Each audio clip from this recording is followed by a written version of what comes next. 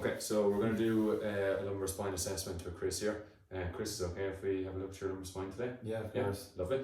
So we're going to start with like a gauge analysis. So we're just going to ask Chris to walk up and down here a few steps, okay?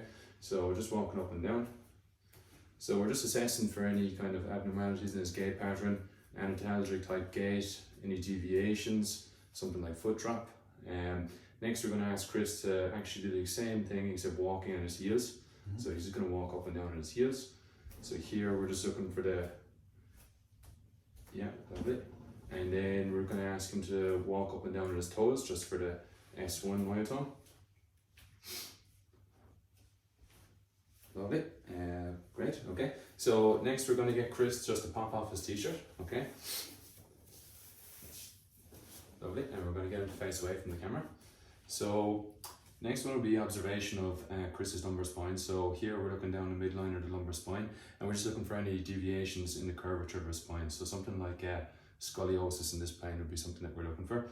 Second of all, we're looking for any kind of muscular spasms, any atrophy of the paraspinals in the thoracic spine, lumbar spine. Looking at the rotator cuffs here and here, looking for any atrophy of the rotator cuffs. Then we're going to ask Chris to go sideways. By the way, good stuff. So from side angle then we're going to look for like the normal orthotic curvature of his lumbar spine, looking for the kyphosis in his thoracic spine, and once again we're looking for the orthotic posture in his cervical spine. So normal would be kind of similar to what Chris has here, is a little bit of lordosis, a small bit of kyphosis here, and once again he has a little bit of an orthotic picture here as well with the cervical spine. Next we're going to go for kind of a basic lumbar spine active range of motion. So we're going to get Chris to face away from the camera. So this test that we're going to do can be described as Schober's test. So we're going to landmark the PSIS on both sides here, which are the two dimples. Right here in the lumbar spine we have like L4, okay? And what we're going to do is we're going to mark L4, we're going to go up 10 centimeters and then we'll go down 5 centimeters, okay? So ordinarily we'd use a ruler or a pen to mark those points. So we're going to ask Chris to flex forward to try and touch his toes, okay? So whenever he's ready, he can flex forward as far as he can. Good, and back up. So with this test, we're looking to see how far he can touch his fingers towards the ground. If it's only to the level of the ankles, we'll mark that down or note it. Also with Schober's test, we should see around a difference of 20 centimeters. And if it's less than the 20 centimeters from point to point, it's lumbar stiffness, let's say. So in this angle, we can also do side flexion. So we're getting to side bend, down to his left side first. And we're just making note of how far his hand goes down towards the side. And then we're going to ask him to do his right side as well.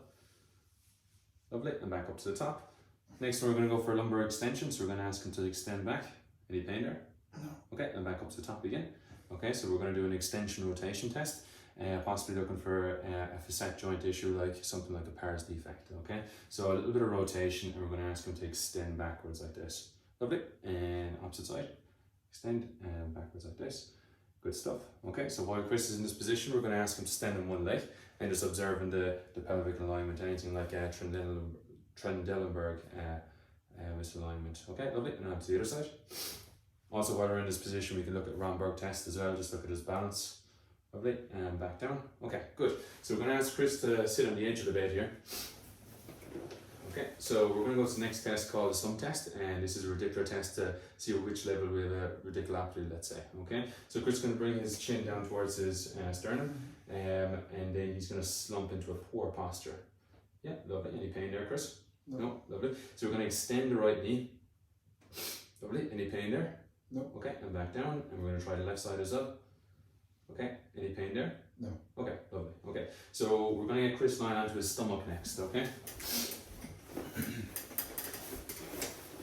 Okay, so once again, when we're in the prone position, we can look at any of the paraspinal, like muscular spasm or hypertone in those paraspinals as well.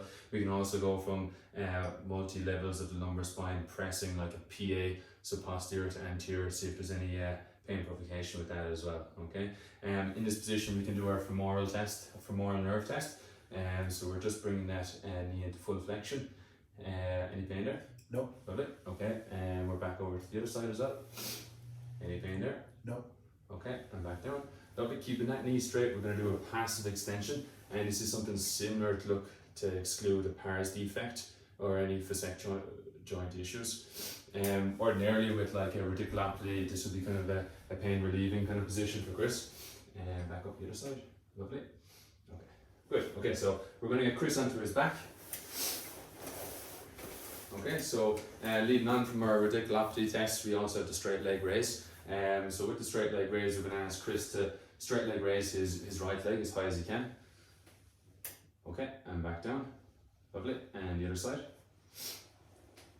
Okay, and back down. So let's say if we get as high as we can passively with the straight leg raise, if we get to about here, we also want to do a little bit of ankle dorsiflexion, see if that reproduces any of his pain. Any pain there, Chris? No. Okay, lovely. And we'll pop over to the other side and we'll try the other side as well. Stuff. Any pain there? No. Okay. Ordinarily with the straight leg test, say if we get pain here, we'd have a provocation of further pain. We do ankle dorsiflexion and pain relieving when we start to flex the knee. Okay. Good. And back down. Okay. Okay, so moving on, we have our dermatomes. So at this point we can also test our dermatomes from different levels.